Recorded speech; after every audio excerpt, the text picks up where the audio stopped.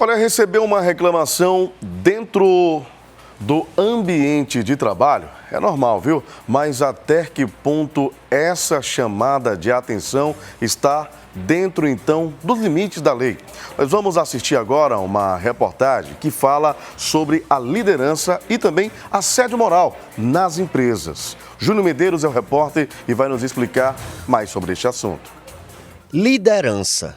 Habilidade de inspirar pessoas de forma positiva. Na liderança, essa motivação vem muito mais pelas atitudes práticas do líder do que propriamente dito pelas palavras que ele diz. Mas nem sempre é o que acontece, por exemplo, nos ambientes de trabalho.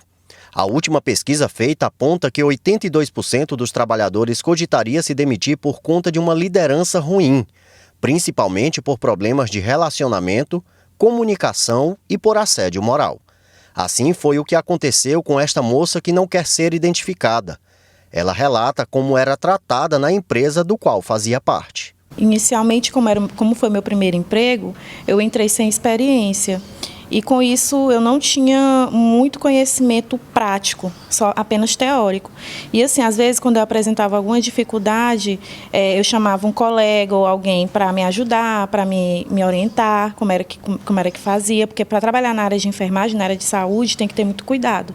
Então assim, era meu primeiro emprego, não teve prova de títulos e isso foi o que ocasionou a questão do assédio. Todo dia eu era chamada pela gerente de enfermagem para chamar minha atenção, para me humilhar, para dizer que como é que eu tinha passado no concurso. E aí, tudo ela via defeito no meu serviço, ela sempre inventava uma coisa para os outros colegas, e diziam assim que eu estava colocando empecilhos, que não era para ninguém me ensinar nada. Além de ter gerado um acidente de trabalho com pérfuro cortante, que na época eu fiquei muito traumatizada. Ela dava exemplos da vida dela simples, comparando com o trauma que eu sofri de um acidente de trabalho com agulha. E que trouxe sequelas emocionais até hoje de toda a situação que passou.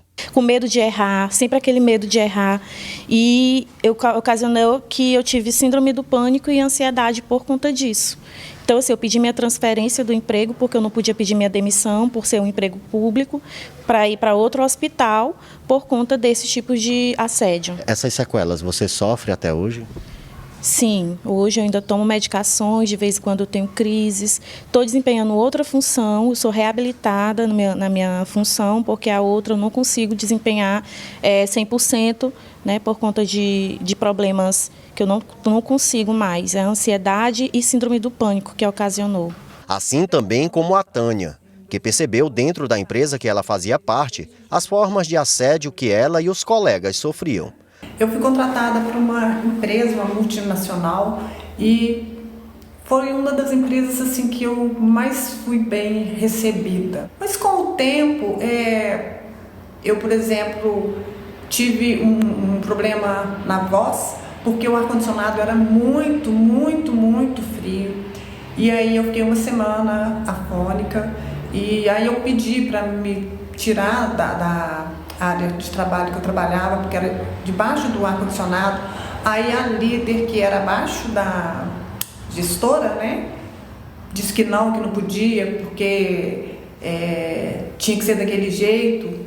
E aí eu comecei a perceber a forma que eles tratavam as outras pessoas. E eu não só conseguia não ver carro na rua, falar o nome da empresa, como também eu tive sequelas, que foi desenvolver a síndrome do pânico, eu tive burnout, e realmente foram meses assim que na época, né, não se falava em burnout, não se conhecia. Para esta psicóloga e especialista na área, as formas de comunicação podem influenciar a boa relação dentro de uma empresa. A comunicação ela influencia totalmente, né, dentro do ambiente organizacional, ou seja, dentro da empresa, porque é através dela que tudo vai acontecendo, as informações vão sendo passadas, né, e os procedimentos e os processos da empresa vão funcionando. Então, quanto mais eficiente for essa comunicação, mais os processos vão acontecendo, né, e o líder juntamente com a sua equipe, tem um papel crucial aí nesse processo de comunicação. Então, para que não haja esse assédio,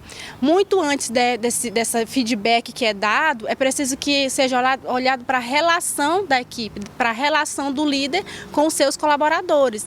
Então, essa relação de forma geral e a comunicação dia a dia precisa ser o mais saudável possível. O líder é aquele profissional que tem a capacidade de atrair e guiar de forma inspiradora toda uma equipe. No ambiente de trabalho, por exemplo, o líder deve andar lado a lado com a equipe para obter bons resultados.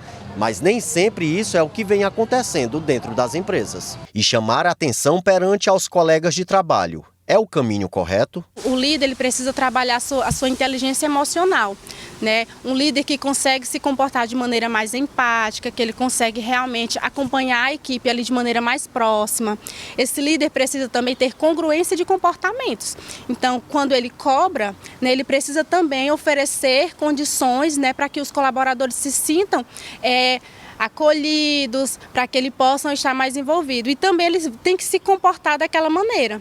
Um estilo negativo de liderança nem sempre é intencional. Muitas vezes, esse comportamento pode ser considerado como ignorância e falta de preparo, que, por sua vez, acaba se transformando em violência e assédio moral. O assédio moral no trabalho é considerado uma violência contra o empregado ou a empregada.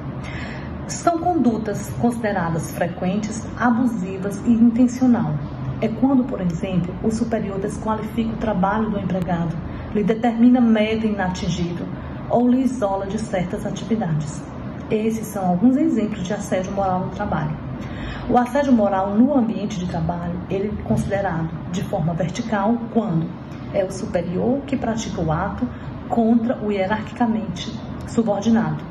É considerado horizontal quando acontece o ato entre empregados da mesma hierarquia. E é institucional quando todo o ambiente laboral ele sofre com assédio moral. Isso acontece geralmente em empresas muito competitivas.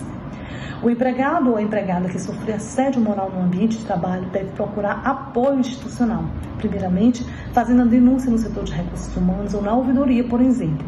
Se isso não se resolver, pleiteia-se a rescisão indireta e até dano moral pelo assédio sofrido.